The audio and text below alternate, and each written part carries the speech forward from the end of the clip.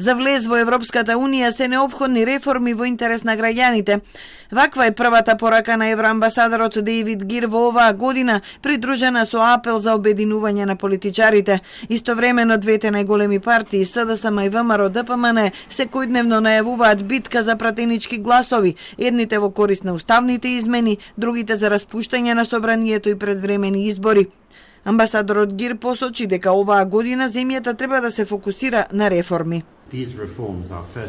Главната порака се реформи. Тие опфаќаат повеќе прашања што ги засегаат граѓаните, од владење на правото преку борба против корупцијата, се до подигање на животниот стандард и економијата. Овој процес ќе го раководи владата, но треба да ги обедини сите од политичкиот спектар и од целото општество заедно да работат на целта – мирна, демократска и просперитетна земја во Европската Унија.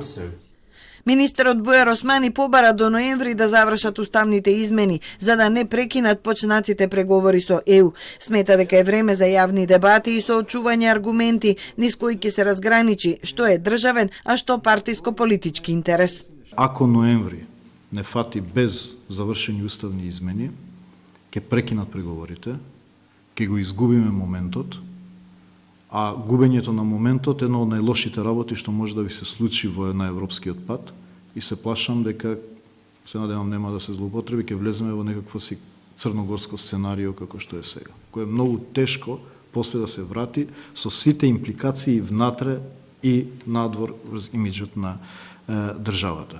ВМРО ДПМН инсистира ова да биде изборна година. Секојдневно тврди дека расте расположението за предвремени избори, дури и меѓу пратениците од власта. Ги обвинуваат првите луѓе на СДСМ, Ковачевски и Зечевиќ, дека се уплашени од избори и дека ја држат земјата во заложништво, за да може фирми на нивни кумови и членови на семејството да се шират. СДСМ возврати дека Мицкоски само седи настрана исплашен за својата фотелја во Белиот дворец и лелека за избори. Го обвинуваат дека нема став за ниту едно важно државно или стратешко прашање, ниту пак политичка понуда за граѓаните. Власта уверува дека изборите ќе бидат редовни во 24-та и дека дотогаш ќе продолжи реформскиот курс на оваа влада.